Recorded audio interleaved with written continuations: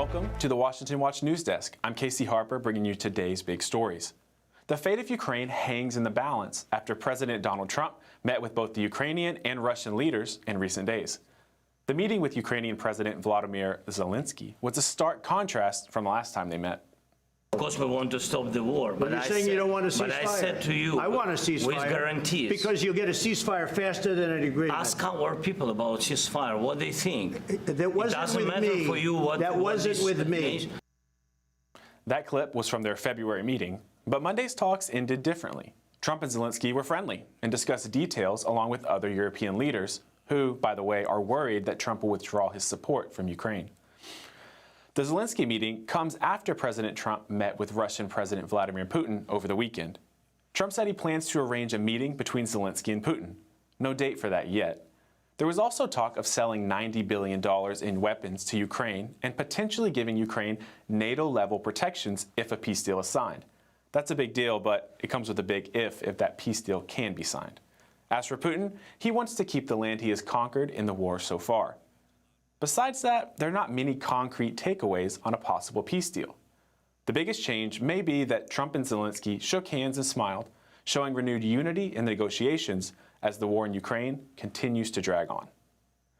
Meanwhile, President Trump announced a controversial executive order to ban mail-in ballots and electronic voting machines. Of course, it's no secret that the president has major concerns about election integrity.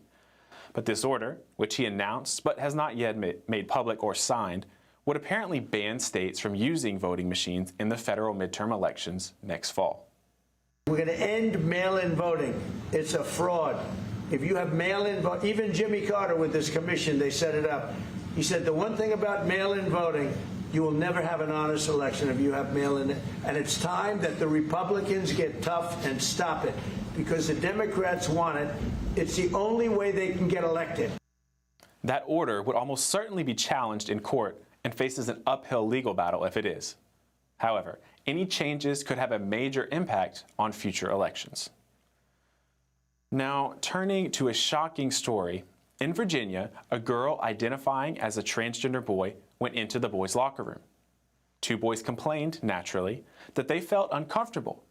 But get this, the boys who complained were suspended. By the way, the trans athlete was reportedly recording video inside the locker room. This happened in Loudoun County Public Schools, one of the wealthiest districts in Virginia, just outside Washington, D.C. They have defied the Trump administration's executive order on transgender bathrooms and locker rooms. It's a standoff, and federal money is at stake. The school says the boys who complained are guilty of sexual harassment and discrimination. Keep in mind that this is the same school where a boy wearing a skirt allegedly assaulted a female student in the girls' bathroom. The Trump administration says the school is violating Title IX, which means they can lose their funding. But this case, and whether the school will be defunded, will likely all be worked out in the courts. However, it could be ground zero for the fight over trans policies in public schools nationwide. And for our last story, federal law enforcement is making hundreds of arrests, which includes an alleged MS-13 gang member, as part of the federal takeover of D.C. police. In fact, a National Guardsman stopped an assault near the Capitol just over the weekend. Attorney General Pam Bondi said that so far they've made 465 arrests and seized 68 illegal firearms. The D.C. Police Union said crime's already down 8%. In fact, carjacking has dropped 83%, and violent crime is down 22%. But the feds only have a few weeks left to run the city unless Congress extends the 30-day window. No word yet on if they're going to do so. And those are today's stories. I'm Casey Harper. You can dive deeper with the Washington Stand at washingtonstand.com. Better yet, download the Stand Firm mobile app, where you can watch this and other news. There's a lot of great content on there for you. Up next is Washington Watch with Jody Heiss, and we are back tomorrow with more stories that matter.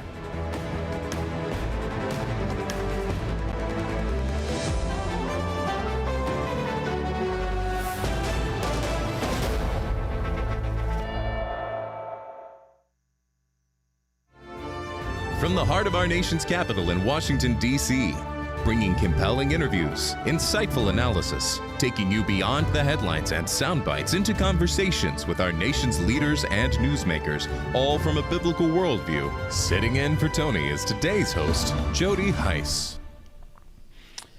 Well, good afternoon and welcome to this Tuesday edition of Washington Watch. Glad to have you on board with us. I am Jody Heiss, Senior Fellow here at the Family Research Council. An honor to be filling in for Tony this month. We've got a lot to bring your way today. Let me unfold the highlights. As you are well aware by now, there's been a lot of optimism following yesterday's historic White House meeting, the Peace Summit, between Ukrainian president and other key European leaders. And now, reportedly, there are arrangements being made for a meeting between Ukrainian President Volodymyr Zelensky and Russian President Vladimir Putin. Following the encouraging conversations yesterday, President Trump spoke with President Putin by phone, and he agreed to begin the next phase of the peace process, a meeting between President Putin and President Zelensky, which would be followed, if necessary, by a trilateral meeting between President Putin, President Zelensky, and President Trump.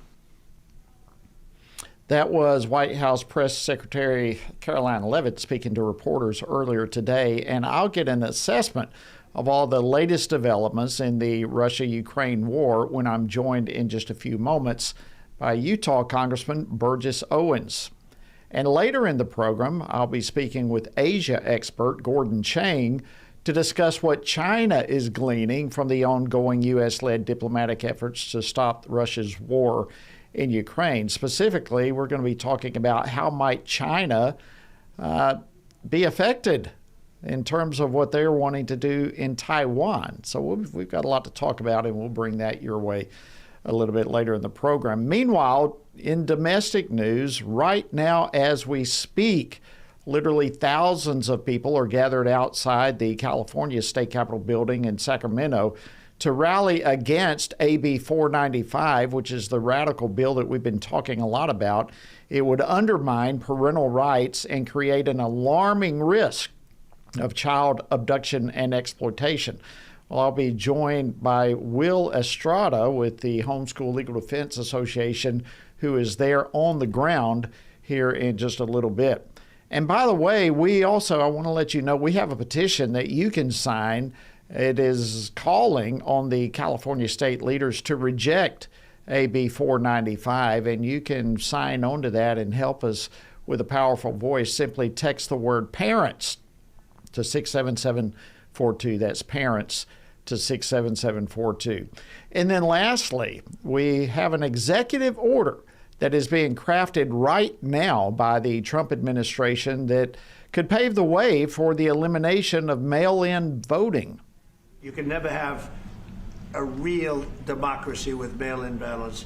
And we, as a Republican Party, are going to do everything possible that we get rid of mail-in ballots. We're going to start with an executive order that's being written right now by the best lawyers in the country to end mail-in ballots because they're corrupt.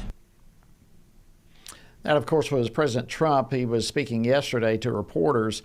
And I'll be discussing this potential executive order a little bit later in the program when I'm joined by Cleta Mitchell. She's the founder of the Election Integrity Network. So you don't want to miss any part of today. We've got a lot of breaking news to bring your way. And if by chance you do miss any of it, you can always go to our website, tonyperkins.com, and catch up. Also, I want to encourage you, don't forget, coming up October 17th and 18th in Chino Hills, California, our Pray Vote Stand Summit. You can go right after the program to prayvotestand.org for more details, and we certainly want to encourage you to do that. All right, let's jump into our program tonight. Efforts, as I mentioned a moment ago, to end the Russia-Ukraine war continue to progress. Specifically, they seem to be in high gear ever since President Trump's latest series of historic meetings. And now arrangements, at least reportedly, are being made for a meeting between Russian President Putin and Ukrainian President Zelensky. So are we really potentially close to seeing an end to this 3.5-year war? Well, joining me now to discuss this and more is Congressman Burgess Owens. He's the vice chair of the House Education and Workforce Committee. He represents the 4th Congressional District of Utah. Congressman Owens, always an honor to have you on Washington Watch. Welcome back. Jody, same here, my friend. Look forward to chatting with you. Absolutely. All righty. So let me just start by getting your assessment of the meetings that President Trump has had on this Russia-Ukraine war. First on Friday last week with Putin, and then yesterday with Zelensky and other European leaders. What's your thoughts with how this is progressing? Well, I'm going to tie into a little bit of my football experience. I haven't seen anything like the force of President Trump since the Al Davis days. He is a remarkable leader. He's a genius when it comes down to business, a genius when it comes down to negotiating. And it's time for us all to respect that. And I think that's what's happened with the Republican Party, our conference. We still have a lot of different ways we approach it. As you know, we approach things in different ways based on our conference, based on our on folks that we're actually district that we're supporting. But when we see someone that we can trust, its instincts, its focus, and the results, then we kind of come in and go with that strategy. So I see right now something's happening that we have been waiting for a long time. The end of the day, Jody, is stopping the killing of innocent lives, killing of innocent people. And President Trump has the respect from those around the world that can now stand with him and say, let's get this thing done with. And I think Putin's going to actually respect that also in the process.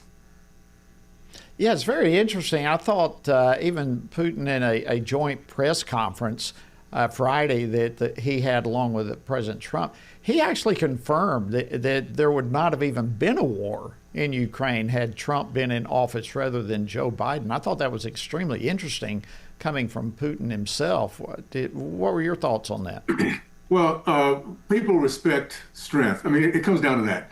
Our enemies, our friends, there's something about strength that we look to, that we take comfort in, and we also want to be wary of if we're going up against it. So I'm not surprised. What President Trump has done over the last 6 months and last 8 months now, it's proven to everyone that he's going to get things accomplished 24/7.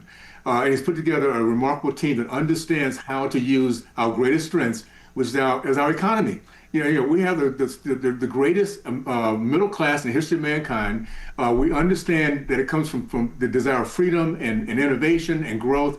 And our president truly respects that and is going to make sure that everyone around the world that wants to take advantage of our middle class, our consumer base, can has a way of paying for that. And sometimes it's just a matter of sitting back, respecting the fact we want peace around the world and being partners with us in that process. So it's exciting to see what's going on. And I'll say this, Jody, I'm so glad that I'm here during this moment to take a little bit of part in this remarkable time that we're going through. Yeah, it really is a historical moment in which we're living and seeing all this unfold. It is not surprising, I'll put it that way, to me, but nonetheless still shocking to see how, in spite of all the positive developments that are underway, there are still those in the legacy media, as well as certainly those within the Democratic Party, who are absolutely not satisfied with what President Trump has done. In fact, they're even criticizing him, many of them. What do you make of the left's response when we see so many issues that are happening in different places all around the world that are being resolved due to the diplomatic efforts of President Trump? Jody, this is what happens when Marxists see their power being pulled away from them. It's gnashing of teeth. They are totally without wisdom. They're frantic. This has not happened to them. They have seen for decades a slow progression to finally get to where they can control our country, that they can take away the hopes and the dreams of our nation. And they're finding one person, one man that shows up, puts a team around him, and they're losing it within 8 months. So they're not going to like what he's doing, because what he's doing is for the American people. He's cleaning up crime. He's stopping those who do harm to our country from coming into our country. They're looking at that middle class I talked about, looking at them and appreciating who they are and giving them the ability to build a dream. So don't expect anything from the left. I would hope, this is what I'm hoping, is that those good Democrats who love our nation, who've been fooled in the past because it's hard Marxist left, realize who you're partnered up with and get away from them. Become independent. have that place where you can look at what's best for you and your family and your future and vote in that regard. Do not vote for this hard leftist that's actually trying to destroy our country. And had been doing a good job of dividing us up until this point before President Trump came back to office. Well, there's a lot of folks out there hoping right along with you that what you said will become a reality. Congressman Burgess Owens, if I can switch gears on you, you are Vice Chair of the House Education Workforce Committee. I wanted to get your take on the Trump administration's crackdown on college campuses.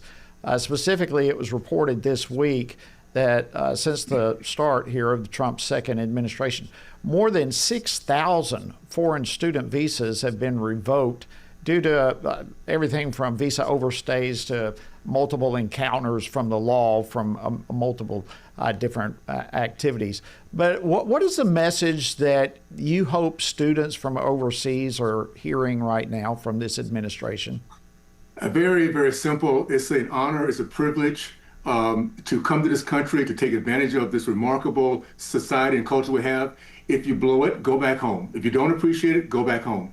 It's like any of us owning a property and opening the door and inviting our guests to come in. If they decide they want to start demonstrating outside of our household that they do not own, then we're going to make sure they don't come back into our household. So it's really common sense.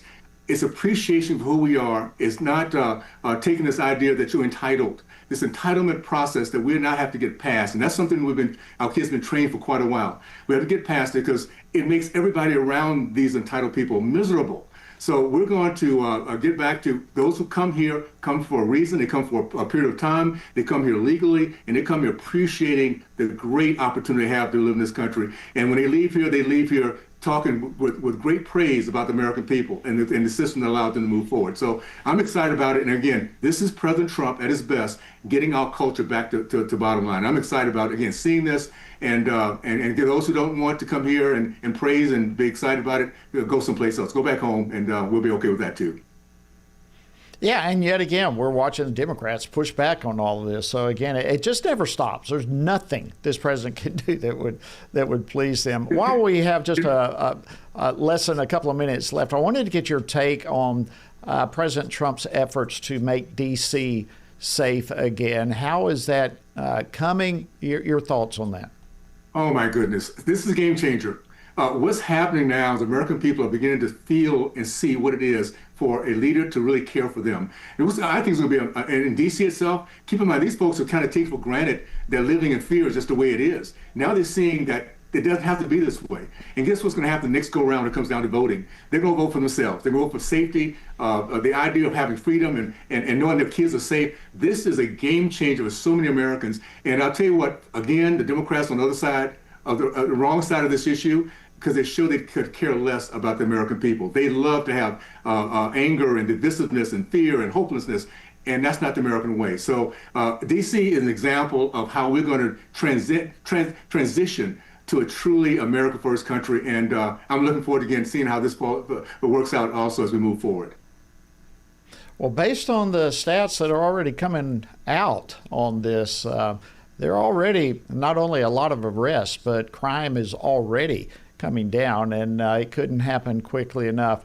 Thank you so much, Utah Congressman Burgess Owens. Always great to see you, and thank you for coming on and joining us this evening on Washington Watch. Thank you, Jody. Thank you, my friend, and talk to you soon. All the best. All righty. Thank you. All right, coming up, we're going to go live to California, where thousands right now are rallying against a radical and dangerous bill. So stay tuned. We'll bring it your way right after the break.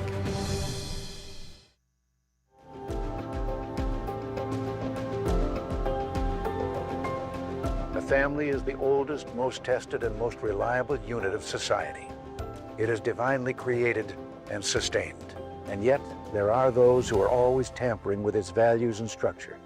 That's why we need organizations like the Family Research Council that can effectively defend and strengthen the family. Family Research Council began over 40 years ago, like all great movements of God, with prayer.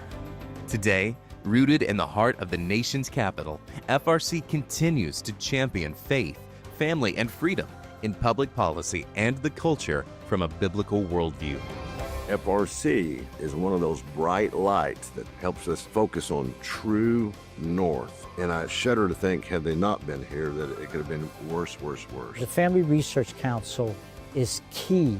It's one of a handful of groups that I think will determine whether our children live in a country that enjoyed all of the freedom and all the opportunity that we enjoyed in this great land. It's just a wonderful parachurch organization that doesn't seek to take the place of the church, but it seeks to assist the family and the church as we try to move forward successfully, not in a defensive mode, but in an offensive mode as we seek to live our lives according to the Holy Scriptures.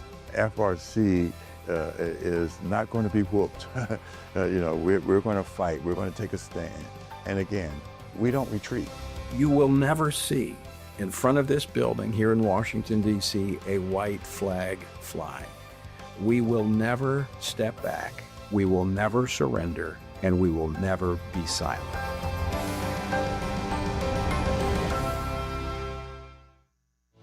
In the beginning was the Word, and the Word was with God, and the Word was God, and the Word became flesh and dwelt among us, and we have seen His glory. Family Research Council invites you to join our Stand on the Word Bible reading plan as we reflect upon the life of Jesus, the Word who dwelt among us. Come with us and discover the glory of the Word. Read the Gospels and witness the life-changing story of Jesus, His life, death, and resurrection. Come read how Jesus transformed the lives of common people and how those same people transformed the known world through the power of the Holy Spirit. Come with us for 10 to 15 minutes a day and read the entire New Testament before the new year. Find our Bible reading plan and daily devotionals from Tony Perkins at frc.org/Bible. Join us and stand on the Word.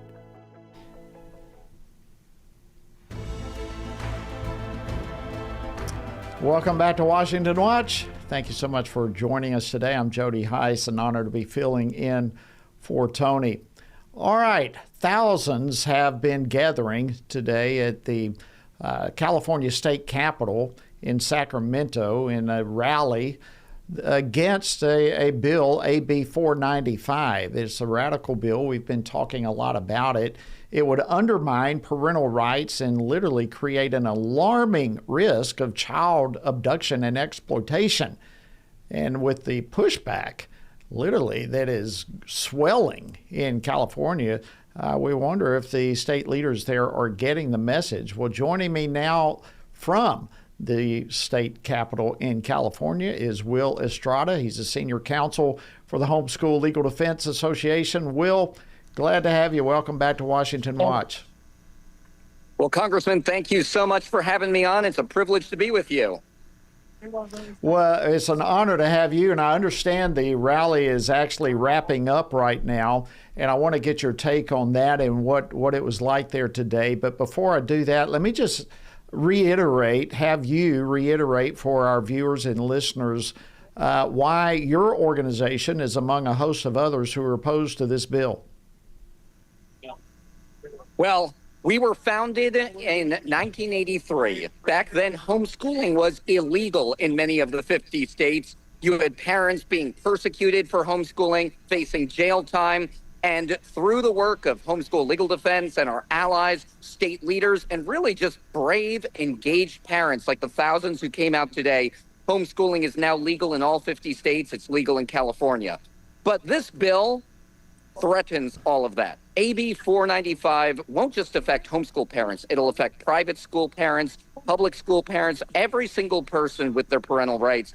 And what I said here a few minutes ago in the rally was quite simply, it comes between the parent-child relationship. We go back to the ancient Jewish and Christian scriptures that God created the family, and the family came first before government. Pre-political is what our founders said. And that this bill would come between that. The U.S. Supreme Court for 102 years has said that parental rights are fundamental. First in the case of Meyer versus Nebraska, then Pierce versus Society of Sisters in 1925, where the Supreme Court said that the child is not the mere creature of the state. 1972, Wisconsin versus Yoder. 2000, Troxel versus Granville, and just recently, a few months ago, in the case of Mahmoud versus Taylor, where the U.S. Supreme Court struck down and said that parents do have the right to opt their kids out of curriculum that violates their religious freedom in Montgomery County. So we heard from numerous legislators, numerous speakers. There were about 3,000 to 4,000 people who came out. It's a very hot day here in Sacramento. It was incredibly inspiring to see this. And I think the California Senate and Governor Newsom are getting the message.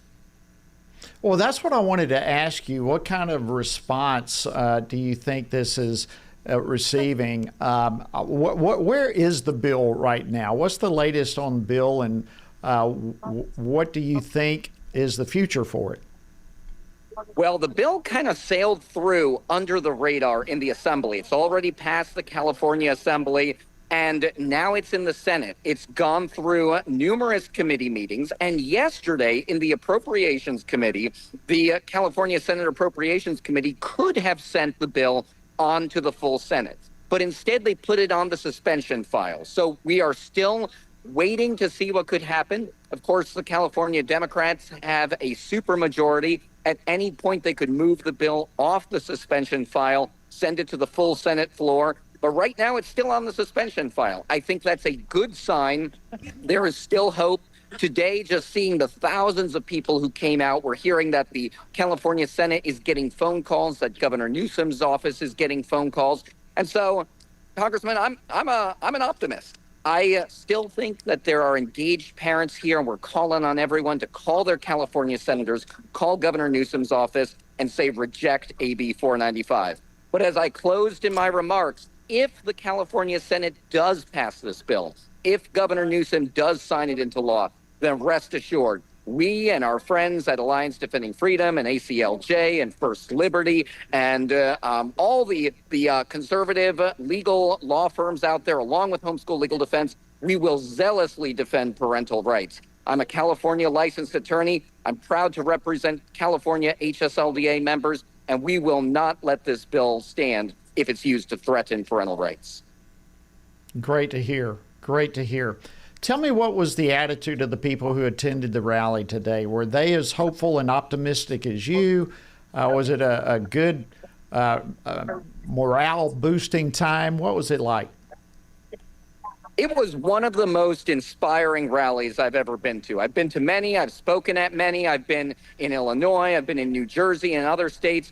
But it really, Pastor Jack Hibbs with Calvary Chapel, he really set the stage and said, we need to pray for our legislators. We need to pray for all of them, whether we voted for them or not. That was encouraging and inspiring. The crowd was revved up. We heard from numerous legislators as well. So if I could characterize it in one word, it would be upbeat, ready to go, and make their voices heard. That's awesome. We had Pastor Jack on with us just yesterday, and he did an amazing job laying this out. And as a result, literally, who knows how many thousands and thousands of people fasting and praying for you and the others right there today. In our closing minute or so, what are some action steps that you would give to our viewing and listening audience right now? What can they do at this point? The main thing right now is for California listeners, call your California senator. Respectfully, politely, but firmly tell them to please reject AB 495 because of how the bill comes between the parent-child relationship. That's probably the most important thing right now, but you can also call Governor Newsom's office. Obviously, we know that the governor is watching this closely.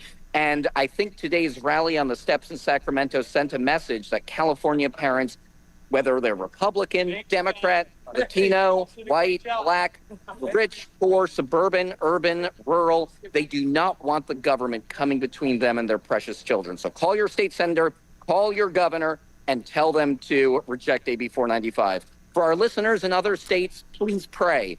Pray and encourage people to get their message out.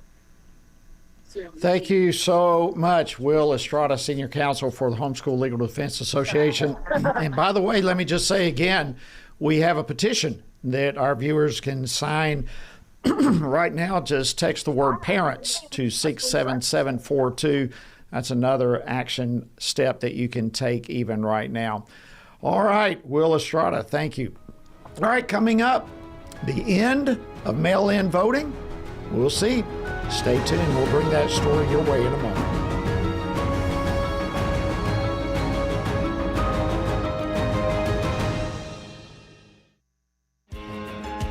Download the new Stand Firm app for Apple and Android phones today.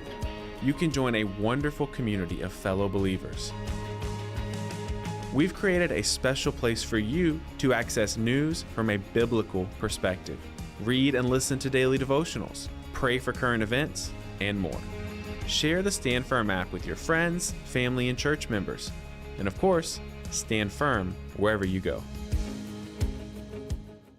At Family Research Council, defending the family isn't just a mission, it's our daily calling. Every team member at FRC uses their God-given talents to stand for biblical truth, protect life, and uphold religious freedom. Here at Family Research Council, we face many threats to the family, threats that have been with us for some time. Abortion, the gender ideology threat, the attacks on marriage, the attacks on parental authority, and the attacks on religious freedom. We have to promote, support, strengthen, and incentivize family growth so families take their place in society in a place of honor. I'm defending the family by working in the Center for Biblical Worldview to provide cutting-edge research and resources for pastors, ministry leaders, and Christian parents. Through my work at the Washington Stand, I passionately defend what God has defined for marriage and family. I don't see the Washington Stand as just a place to talk about cultural events. It's a place to share biblical truth. It's a perfect outlet to advance and defend what God has defined as good, true, and beautiful. Because of you, we're able to frame things in such a way that help Christians stand for truth on the things that matter most, like life, faith, family, and freedom. Thank you for standing with us. Thank you for your support. It is so critical to the work that we at Family Research Council are doing day to day as we support and strengthen the family. So thank you. Well,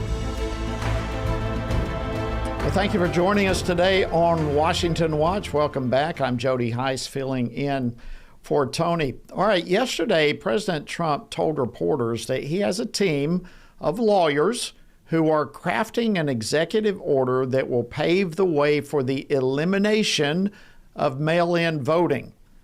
His remarks follow a social media post that he put out on Monday stating that he's going to be leading a movement to get rid of mail-in ballots as part of his effort to bring honesty into the 2026 midterm elections. Well, the big question that's floating around is whether or not an executive order can accomplish what the president is aiming to do. And is this even the best way to approach the entire issue? Well, joining me now to discuss this is certainly one of my heroes as it relates to election integrity. Cleta Mitchell is the senior legal fellow at the Conservative Partnership Institute, as well as the founder of the Election Integrity Network. Cleta, welcome back. Good to see you. Great to see you, Jody. Okay, let's. I want to start with this. President Trump has now said multiple times that mail-in voting is corrupt. So lay out for us just what are the major issues, the major problems with mail-in voting. This is one of those where to begin. Let's start with the fact that what began as a way to help people be able to vote who were going to be out of the jurisdiction on election day, or they did not have, maybe they were in the hospital, etc. So what began as a way to assist those people who needed help because they couldn't go to the polls in person has become a nightmare. And that's truly what it is. It is a nightmare. And anyone who thinks that you vote by mail and everything's fine, you would be shocked. This is one of those things where if you watched how many people touch your ballot, how people have to determine whether, when they get the ballot, and they decide whether they have to discern whether or not who you voted for. How about all of this ballot curing we've heard about? Well, that's where you have perfect strangers who are taking your mail ballot. It goes on for days and sometimes weeks in some states. where they are calling people to say, hey, you forgot to sign this, or hey, you made a mistake, saying, can you come and cure your ballot so it can be counted? And how about the fact that there's very little verification of the identity of the person who is actually submitting the ballot? I call signature verification an oxymoron, like friendly divorce, because there's really, a signature does not verify anything. And so this universal vote by mail is a nightmare. There's no way to secure the vote. There was a report today in the New York Post about a Michigan city council member who was depositing a whole batch of absentee ballots in a drop box. There's video footage of him. So he's basically stuffing the ballot box for his reelection. And here's the most important thing, Jody. We, over the years, over the century of the last century, there were all of these safeguards built into protecting the voter, such as the secret ballot. Well, if you're not voting in the polling place, there's no way to protect the secret ballot. What if you have an abusive husband, or you have somebody who's an operative, a political operative, who's going around and threatening people? You know, I'm going to watch you vote, and you're going to give me your vote to make sure that you vote who I tell you to. There's no secret ballot protection in mail-in ballots. And there's no protection from under pressure. There's no protection from, you have that, you can't politic within so many feet of the polls. We all know that. Well, that's all gone when you don't vote in person. If you make a mistake and spoil your ballot, that always happens, often happens, there's nobody to help you. So it is time. The president is 100% right. And the main thing that he said is he's going to start a movement. And I think that is the most important thing, because he will raise the issue and give us a chance to talk about all the problems. Because all we've heard is from the left saying it's great. Let me ask you this. The Constitution clearly gives each state the right to manage its own elections. So many right now are questioning what, if anything, the president can actually do through an executive order. So we've just got a little over a minute left. Lay that out for us. Can the president do what he's proposing? I don't think the president can order through executive order that we just get rid of absentee voting. But there's a lot the president can do, and I think that starting the movement is important. But let's just remember one thing. There are 5 federal statutes that really dictate how our federal elections are conducted. And what has happened for over 30 years is that federal government and Congress have really written the laws that govern the biggest part of our elections. It's why we register to vote at the driver's license agency. The DMV is now, or the DDS in Georgia, is now the biggest precinct in America. So we must recognize that Congress has broken our elections in a lot of ways, and Congress needs to fix it. And that's what the Election Integrity Network, by the way, Jody, that's what we're working on, is we are going to publish the model policies. We have the Citizens Elections Bill of Rights that calls for an end to universal absentee voting and mail voting. And so people can go to our website, www.electionintegritynetwork.org. But no, the president doesn't have the power to wave a wand and fix everything. But what he has done is, through his leadership and his public statements, it gives us the opportunity to move into that and say, okay, here's how we do this. It's going to take legislation to make it happen. Well, starting the movement is huge. The voice of the people can be a magic wand. Cleta Mitchell, thank you so much for joining us, Election Integrity Network. We appreciate all you do. All right, friends, coming up, the world continues to watch the Russia-Ukraine war, and we're going to talk about how China may tie into this. Family Research Council is committed to advancing faith, family, and freedom from the East Coast to the West. So FRC is going to Southern California for this year's Pray, Vote, Stand Summit, October 17th and 18th at Calvary Chapel, Chino Hills. Join us for this powerful gathering of Christians desiring cultural renewal and spiritual revival. The Pray, Vote, Stand Summit brings together Christian leaders, issue experts, and government officials for a time of prayer, inspiration, and action. Together, we will seek God's guidance for our nation and engage in meaningful discussions on the intersection of faith, government, and culture. If the spiritual foundations and the cultural walls of our nation are to be rebuilt, we all have a role to play. May we each find our place on the wall as we build for biblical truth. Register now at prayvotestand.org. That's prayvotestand.org. Jennifer, it's so exciting to be here with you today talking about our new book, Embracing God's Design. Who is actually going to benefit from reading this book in your view? There's so many different audiences that can benefit. The first one are counselors themselves, right? Because we have some material in there where we really address the gender dysphoria diagnosis and what is wrong with it. We have information for people who are wanting to go back to embracing God's design for their life. This is really magical to have the therapist and the individual who suffered come together and write about why this is happening and why we're seeing this. And we brought all of that experience to the table. We want to see people walking in the fullness of who God has called them to be and not a false identity. Order today at embracethedesign.com. How should Christians think about the thorny issues shaping our culture?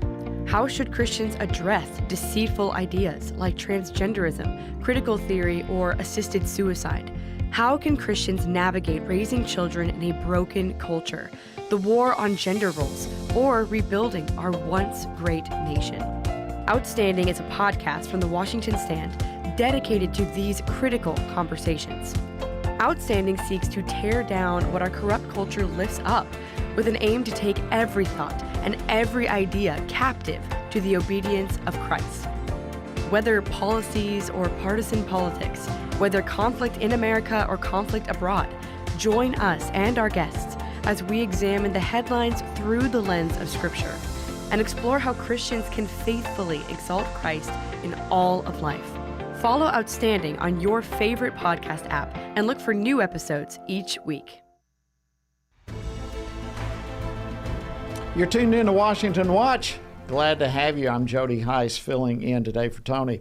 All right, before we dive into this last segment, I want to once again encourage you to get more information and even go register for FRC's upcoming Pray, Vote, Stand Summit.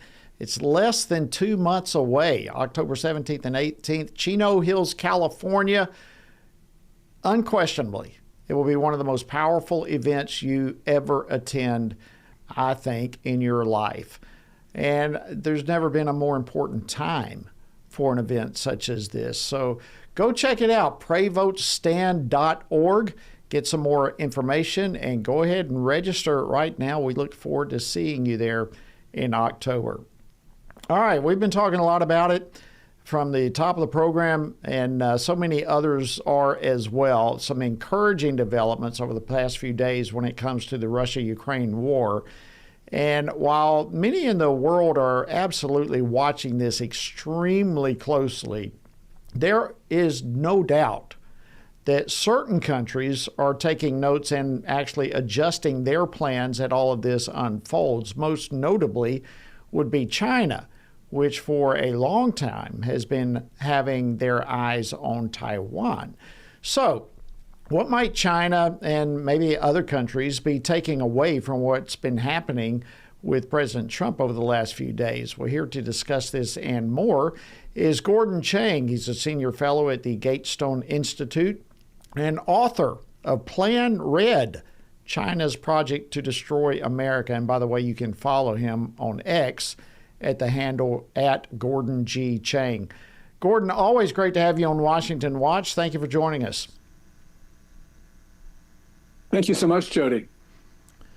All right, listen, before we get into China, which I definitely want to get into that, I want to just get your overall assessment as to what's been unfolding the last few days with regard to Russia and Ukraine. What do you make of all that President Trump has been doing?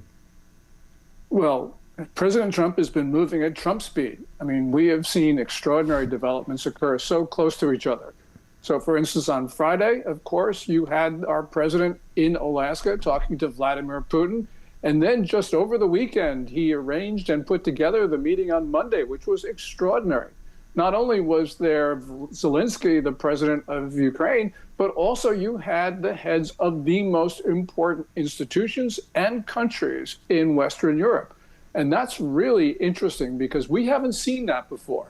So things are moving fast, and I suppose we'll see a trilateral meeting, Russia, China, and Ukraine, in the very near future. Yeah, I think describing it at Trump speed is very, very just spot on how to describe it. But it is remarkable what's going on. And within that context, Gordon, I wanted to get your thoughts on China. Of course, you're such an expert on China, but there's long been speculation about China's intentions to invade Taiwan. So when you look at what's happening now with Russia and Ukraine and Trump's involvement with that, what do you think China is paying attention to right now as it watches what's unfolding with this administration and Russia-Ukraine? There are two things. First of all, I think that the Chinese are looking at what an eventual settlement will be. And if Russia gets to keep Ukrainian territory, either annexing it or just merely controlling it, I think the Chinese are going to take away a very, very bad lesson, which is you can go and invade neighbors, break them apart, and then keep the parts because the West will not exercise the vigor and determination necessary. So I really worry that we might be opening the door to conflict in East Asia. The second thing, and this is a problem as well, and that is President Trump, to his great credit, imposed the 25% additional tariff on India for buying Russian oil. That was August 6th. But China buys more Russian oil than India, and so far there's been no additional tariff on China for doing that. And the Chinese are probably thinking that they are immune to pressure from the United States. We know that the Chinese have been telling everybody privately and sometimes openly that the United States is finished and that China runs the world now. And something like not imposing the 25% tariff on China only makes China's case. So I hope that President Trump reverses that and actually imposes those costs on Beijing. Two very, very good points. So as we look at China and the points that you just laid out, how they are adjusting plans probably based on what the Trump administration is doing right now, are there other countries as well? China certainly is the 800-pound gorilla, so to speak, in the room, but are other countries right now watching as well before they determine what their next move may be somewhere in the world? Yeah, I think both China and North Korea want this war to continue. North Korea wants it to continue because they are making a lot of money from this. They've been selling short-range ballistic missiles, artillery shells, and they've been providing soldiers, up to 12,800 so far, plus another 30,000 perhaps in the works, along with additional combat engineers and regular workers. South Korean intelligence estimates that Russia pays North Korea $2,000 per month per soldier. Some people believe that figure is less, but the North Koreans, whatever that number is, making a lot of money. So I think the North Koreans want to see this war continue. And so do the Chinese. And that's very clear because Wang Yi, the Chinese foreign minister, told Kaja Kallas, the EU foreign policy chief, on July 2nd, that China does not want to see Russia lose, because if Russia loses, then the U.S. will be able to focus on China in East Asia. And that means if the war ends, even with a Russian victory, the U.S. will still be able to focus on China in East Asia. So I think the Chinese want to see this war continue, and so do the North Koreans. And by the way, I should say the Iranians are probably in the same category because they sell drones and other stuff to Russia. So everybody's making a lot of money off of this conflict. Very interesting. Moving back to China, within the context of what you were just talking about, many people may not be aware that China, even right now, has a role in this Russia war against Ukraine. Can you kind of take us down that path and describe for us more about China's role with what's happening there in Ukraine and Russia? Yeah, China's been providing all-in support. It green-lighted the invasion with that February 4th, 2022 joint statement with Vladimir Putin about the all no limits partnership.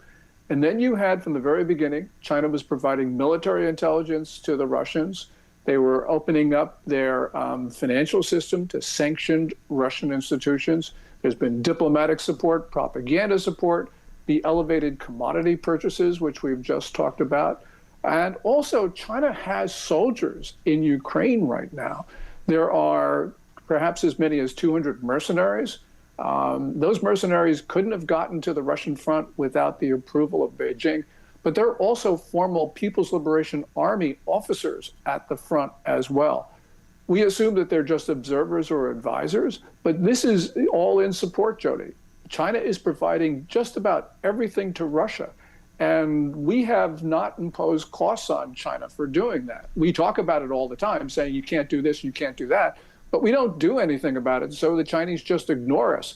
And when they ignore us, that means our warnings to them on other things are probably going to be ignored. And that's a very bad development. Yeah, it really is. So what's in this for China? Why are they so supportive of Russia? What are they getting back out of it? And why do they want Russia to invade Ukraine? There's a lot of things going on here. One of them is, as Wang Yi said, he basically wants the U.S. diverted. But we got to remember that Xi Jinping reveres Mao Zedong, the founder of the People's Republic. And Mao talked about chaos, that chaos would eventually lead to worldwide Chinese rule. And I believe that Xi Jinping has been sowing chaos around the world. And it's not just the war in Ukraine, it's also the insurgencies in North Africa that look like wars. It's backing Iran's attack on Israel. China backs the Houthis, Hezbollah, and Hamas. So basically, Beijing wants to disrupt the world because they believe that the destruction of societies are just way stations to Xi Jinping's basically direct rule of all of the world. And by the way, Jody, the Chinese not only talk about the whole world should be ruled by China, but they're now talking about the moon and Mars as sovereign Chinese territory. So we're talking about the most ambitious aggressor in history. So this is not just about Ukraine. This is about the United States because the Chinese think of the United States as at best, a mere colony of China. Wow. So that's fascinating when you look at it from that perspective. Let me ask you this. I wanted to switch gears, but based on what you just said, you have been on here before talking about really the vulnerability of the Chinese economy right now. How serious is that? And I would think, as serious as it seems to be, that sanctions, if we were to take some of the moves that you suggest we probably ought to take against China, that really could be devastating. Yes, well, China claims 5.2% GDP growth in the second quarter of this year. I think, and we don't know, Jody, but I think there's probably about zero. Maybe a little bit above, maybe a little bit below. But we're seeing some very distressing signs from the Chinese economy. Two things. Price data. It shows that China's in a deflationary spiral already and has been for quite some time. And a deflationary spiral is extremely difficult to get out of, especially because Xi Jinping doesn't want to do those things that are absolutely necessary to get out of that deflationary spiral. The other thing, and this comes from last month, we saw a precipitous drop in bank lending. The reason why this is important is because it tells us that Chinese enterprises don't want to borrow. They don't want to borrow because they don't see a future. And that means the Chinese economy is headed downward. You know, these Chinese banks, these Chinese enterprises, they're all controlled by the Chinese central government and ultimately the Communist Party. And yet the party in this dictatorial one-party state can't force them to do what the party wants, which is a real indication that the Chinese economy has slipped beyond the control of the Chinese leadership. So that really brings us into what some could probably justifiably describe as yet another war, and that would be the trade war between China and the United States. And you've alluded significantly about that. What's your assessment as to how that is unfolding and where it needs to go in the future? Well, we're in this 90-day pause that lasts through the beginning of November 9th, where we and China do not impose tariffs, which are elevated above 100%. Right now, this is normally it would benefit China because China would have more time to basically steal our intellectual property and also to engage in predatory trade practices. Also, China benefits because this is the Halloween and Christmas season that they get through. But this time, I think delay sort of helps the United States. And the reason is that President Trump has been putting together these framework trade agreements with all sorts of countries, UK, EU, Indonesia, Japan, South Korea. And that is redirecting trade away from China. So the longer that this process goes on, the better it is for the United States in general. I'd like to see more robust action on the part of President Trump. I think this is the time that we start really defending our economy. I don't think we should be selling sophisticated computer chips to China, which the Trump administration is now doing. But, you know, all in all, I think this is going in the right direction. So what kind of predictions would you have looking ahead for China throughout the remainder of the Trump administration in particular? What do we look for the next 3 years? Oh my gosh, what a question. I think that we basically look at the Chinese economy because the economy is deteriorating and the regime is not doing the right things to rescue itself. This is going to cause more trade friction because basically Xi Jinping's only remedy right now is to export more to the world. And the world just can't absorb these Chinese goods. We're also seeing hints of real instability at the top of the Chinese regime. There's a lot of disagreement among people who closely follow this, but I think that Xi Jinping has lost a lot of influence and maybe even control over the Chinese military. And he's lost some influence over China's civilian leadership. As I mentioned, there are other people who don't think that, but we are seeing signs that are not compatible with a stable regime. So I'm looking for what's going on inside Beijing. And it's very difficult to do that because the regime is opaque. But if you don't have a stable regime, then all bets are off, Jody. All bets are off. So you seem to be suggesting, and we don't have time to get into this very much, but you seem to be suggesting at least the possibility of a regime change over the next few years? Easily possible. Or we could see, if there isn't regime change, if there isn't a change in the nature of the political system, we could see a change in the people who run the Communist Party's system. So, you know, I think that all scenarios are possible right now. And that means it makes it very difficult for the rest of the world to deal with China, but it also makes it very difficult for China to deal constructively with the rest of the world. Because when leaders fight with each other, when everything is on the line, they can't deal with us in a way that we expect. Well, there are so many things happening all around the world, and I know, Gordon, whenever China is in the mix, it's you're like the first person that comes to mind. We've got to talk to Gordon about this. I want to thank you so much for bringing to us your expertise as to what's happening specifically with China around the world. Gordon Chang, Senior Fellow, Gatestone Institute. As always, we're honored to have you here on Washington Watch. Well, I'm honored to talk to you, Jody, so thank you very much. Well, you're very welcome. All right, friends, that wraps up yet another edition of Washington Watch. Hope you have a fantastic rest of your evening. We'll be back with you again tomorrow, same time, right here on Washington Watch. Washington Watch with Tony Perkins is brought to you by Family Research Council and is entirely listener-supported.